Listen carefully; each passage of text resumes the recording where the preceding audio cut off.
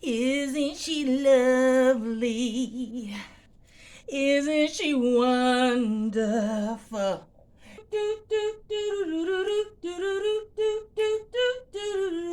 Have you seen her? Tell me, have you seen her? Whoa. Hello, Shining Light. It has been 2 years since I got my hair locked, and I am loving it. As a matter of fact, I have loved every single stage of this journey.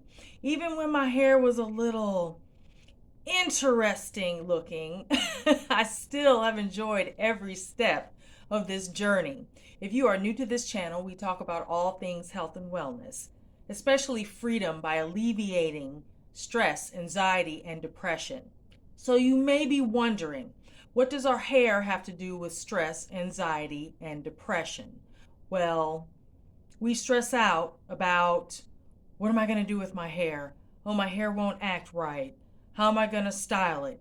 Then we get anxiety about, oh, am I doing the newest styles? Does my hair look cute? Do I need it for, this job interview? Or can I be ethnic? Or what wig or weave is current? How do I keep my edges from showing? And then the depression happens when all your hair falls out because of either overworking it, overstyling it, medication, pregnancy, hormones, and sometimes plain old genetics.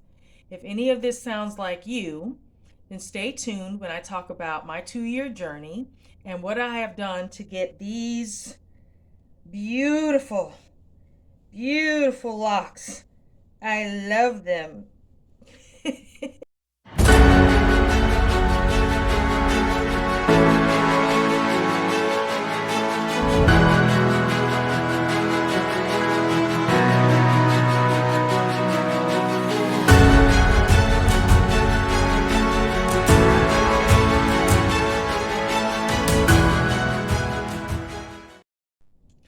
So if you haven't checked out my previous videos, please do, on when I started my journey. And the funny thing is, my hair when blow dry, when I would blow it out, loose natural, it was about this length, probably a little bit longer. So I have very fine hair that has 3 different types of textures. My hair has always done whatever the hell she wanted to do. And I tried it. I tried perms. I tried relaxers and texturizers, blow dry. You guys, I came up in the 80s where people were wearing stacks. They had stacks with all of these curls on the end and their hair was bone straight. No, she was never going to do that. So in order for me to have certain types of styles, I would get sew-ins or crochet. Actually, I was in love with crochet styles, and I would also wear wigs whenever I wanted to change up my look. I still love wigs now, but I just don't feel the need to have to wear them except for special occasions or when I'm dressing up for a costume party or to go out to tea or do something like that. But my hair's always done whatever the hell she wanted to. So I started having from an early age because people didn't want loose, curly, natural. When I would wear my hair natural, it's like, what are you trying to have, some kind of Jerry curl or something? And it's just like, what? Like, why would I try to have a Jerry curl? Just like, don't be mad because I don't need a perm to get this kind of hair. But so you had people who, if your hair was just different and you weren't, part of the crowd, you would just get either bullied or, just kind of talked about. So finally, after, I don't know, years in corporate, you guys have heard about me talk about corporate. It was a whole ordeal. But when I got out of corporate, I had a lot of life changes to happen after that. And while I started on the path to being a Kriya yogi and taking my spirituality to another level, I decided that I no longer wanted to be shackled to my hair. And if you think about it, our identity in a lot of cultures is so tied to our hair. And I'm sorry, but in the West we do the most. It is $1 billion industry. Well over $1 billion industry. And what are they getting from selling you products? How to style your hair, how to straighten your hair, how to color your hair, how to make your hair into knots and crowns and do all this other stuff. And I am, I mean, whoever, do whatever you want to do. For me personally, my journey was about dedicating myself to my spirituality and to just be free of trying to figure out what to do with my hair. I don't know about some of you who may have fine hair, curly hair, whatever your hair type is. Loose natural was way more high maintenance than having your hair permed. It's like you spend as much time detangling, wrapping it, keeping it moisturized with the right moisture. It becomes exhausting, and I just honestly didn't want to deal with my hair anymore. So I had already been wearing crochet locks for a while, and I decided that I was going to go permanent. So August, 2 years ago, what was it, 2022, I decided to go ahead and get my hair locked. Now, I found someone online, and she just did 2-strand twist for me. And it was not long after that I discovered Yanni, the lockologist. And Yanni has been doing my hair since. The very next time, I think there was only one time where I got it retwisted by the person who did it before, who started them. And that was just because I think I had made it to my year mark. And Yanni doesn't start seeing people until you've at least had your hair for your locks for at least a year. So I went and got my hair done. I'm just kind of showing you guys, but it feels so good. I keep it wrapped all the time, so when it's actually out, I go back and I rewrap it or put it back up because my hands will constantly be in it. So anyway, Yanni's been taking care of my hair, and I'll go anywhere from 3 months up into 9 months to get it retwisted. Now she no longer comes to Atlanta. So that means I've got to go to Jersey in order to get my hair done and get my crown blessed by her and Jimmy. And eventually they are going to retire. And I hope they're someone that they can pass their knowledge on to, or I can find someone who has that same healing and loving care. Because you guys, my hair, it's thick, but it is fine. And let's see here. These started off, they're still pencil size, which is what I wanted, but they thickened up. And they have gone through various stages of shrinking, and sometimes they lengthen, sometimes they shrink. So that first year, you really need to be patient. And because your hair is going to go through all types of changes. And don't call it ugly. I'm in an ugly phase or a teenage phase. Just do you, okay? This is your hair. You've committed to having these locks. And it is a commitment. That's the thing. It's not just, okay, if you're one of those people who want to change your hair like every week, you want a different hairstyle, locks are not for you. If you want to get locks and style them constantly, I'm just going to tell you, your hair is going to fall out. Eventually, all the tugging, all the pulling, any kind of gel that someone's using, any kind of heat they could be using on you is going to damage your hair. So the whole point is just to have your hair as untouched as possible. So what did I do to get my locks like this? Thick, healthy. They are frizzy and I love it. They're thick. They've got lumpies, they've got interesting, they're not all uniform. They're uniform in size, but they've got their own personalities. Each one is different, and that's amazing to me. So what did I do? All right, number one, I keep my hair wrapped. I am fortunate enough where I think anyone can do it now, that if your hair feels good up in a turban or you want to keep it up into something, I have a bunch of multicolored scarves and they all match my outfits. And I keep my hair wrapped. That keeps lint out of your hair. That keeps debris out of your hair. So I put a satin bonnet on, and over it, I wrap it with some sort of cotton scarf. Now, when I come home, I take the scarf off, and a lot of times, I might take my silk wrap off because I want my scalp to breathe. And uh, even when I sweat, I eat clean. So when I sweat, my scalp does not smell. It has no smell at all. I probably wash my hair. That's number two. Don't wash your hair constantly. If you're constantly washing your hair, you're stripping out the natural oils, and you have to keep putting oil back in. That causes buildup because a lot does not wash out of these. Your locks they're interlocked hair. So if you get dust and debris and oils in it, it takes a whole lot detox to get that out. So the whole idea is to keep your hair clean and pure by not putting a lot of product in it. So I probably wash my hair once every 3 months.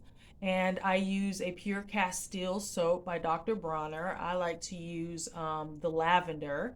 And other than that, if my hair gets, say I sweat and my scalp hasn't aired out and it gets itchy, I just rinse it with water. And that's not a lot. A lot of times I just take my scarf off and I let my scalp breathe. And no, my hair has no smell. There is no dirt. There is no lint because, again, I drink plenty of water and I eat very clean. So that's number 3, eating well. All right? Watch the foods that you eat. Don't eat a bunch of processed sugar, fried, grease, heavy meats. Eat clean, and your hair responds in kind. Just like how some people's nails just grow. Yes, some of that is heredity. Some of it is they just eat very well, and their skin glows. Their joints, their body reacts in kind. I mean, we all know this at this point, right? Whatever you eat, it's going to show on your body. Your body is a reflection a lot of times of what you are doing. So if you eat well and take care of yourself with whole grains, fruits, vegetables, plenty of water, and not excess, and you can still drink if you want to drink and eat fried foods and some of the other things, but just in moderation. All of those things that you know at this point are not good for you, just have them in moderation. Exercise, number 4. Just walking, moving, gardening, do some yoga, lay on the floor with some free weights and just move your body, because you cannot have blood flow unless you move your body. You become stagnant. And just like your skin, it needs blood flow. Massaging your hair, that's number 5. You can give your scalp, just stick them fingers in there, just give it a nice little, and that feels good. It actually gets the blood flowing, it makes your scalp tingle, and your follicles respond because you're bringing blood to the surface of your scalp, and that makes your hair grow stronger and more vigorous. What else? Don't put things in your hair that are going to be heavy or stick or cause smells. So Yanni suggests one oil, which is castor oil, and that's all I use in my hair, maybe with a little drop of lavender in it, just because I love the way it smells, but just a tiny little bit. And honestly, because I keep my hair wrapped in satin bonnets, I don't need to oil my scalp a lot, at least not during the warm months because it's already hot. My hair now, I think the last time it was moisturized was back in July when Yanni did my hair last. And it is just soft. As you see the movement, look at the movement. Look at it. Just look. Isn't that wonderful? Isn't that spectacular? It's not crispy. Made myself dizzy. It's not crispy. It's not stiff. They are soft. And you know, I can stand them laying against my neck without me breaking out in a rash because I because my hair is soft and I don't have a bunch of weird products in it. Um, you can spray your hair every once in a while with a mixture of rose water and I use jojoba oil, but you can use vitamin E oil. If you're allergic to castor, I think if you look at some of Yanni's videos, you can figure out what kind of oils you can use that won't make you break out or if you're allergic to. Now, I can't even use a lot of castor oil. I have to use, I mean, we're talking drops, and then massaged into my scalp after washing because too much oil on my scalp makes my scalp itch. And it also has an adverse effect of clogging your pores, which, you know, can make your hair fall out. Or, you know, you're clogging your pores, your hair's going to stop growing. Let me think. What else? I think the number one rule, okay, this is the kicker. This is the key to having long, beautiful, luxurious locks. Leave your damn hair alone. Will you leave it alone? Stop messing with it. Keep your hands out of it. Keep other people out of it. Stop over styling it. Stop pulling on it and figure out, ooh, what's cool, what's hip, what's all of this. So, I mean, for those of you who want to do the most with your hair, either be prepared to either have your locks fall out or just do crochet, you know, or just cut your locks off, just cut them off at some point because you are in for a world of trouble if you take something that is meant to be minimal. Take something that is meant to just grow out of your head. You don't need to do anything to it, the bare minimum. You're just supposed to live your life and let your hair grow. This is what locks are about. All these different YouTube, oh, to get the longest locks, do this. And I've got the greatest secret. The greatest secret is to leave your locks alone and just let them grow. So again, I there is not a day that has gone by that I have regretted this. I am so happy. At every stage I was in, I was happy because I committed to it. And my hair is growing. It's, let's see, where is it in the back? I can't see. But it's getting there, you know? I give it maybe by next year this time it might be down to my bra strap. My hair grows pretty fast. But in the meantime, I am absolutely enjoying this journey. So where are my 2-year twinsies out there? So give me a shout out. Subscribe to this channel and give me a thumbs up, hit the notification bell so that I can keep you abreast of this journey. Also check out my playlist and my previous videos on starting this journey. And again, this isn't a YouTube channel all about hair, but it is about, again, alleviating stress, anxiety, and depression. And we put so much emphasis on our hair. I mean, don't you want to be free of that? Don't you just want to be happy? You're going to be beautiful no matter what you do. But take away some of that burden by constantly worrying about my hair. 9 times out of 10, if you are so obsessed and worried about your hair, then you are not paying attention to the things in your life that really should be paid attention to. I'm just gonna put that out there, and you can do with that what you want. It has been a pleasure. It's good to see you. I hope to see you next time. Peace and blessings. Leave your comments below and let me know how your hair journey is going. We'll see you next time. Thank you, thank you, thank you.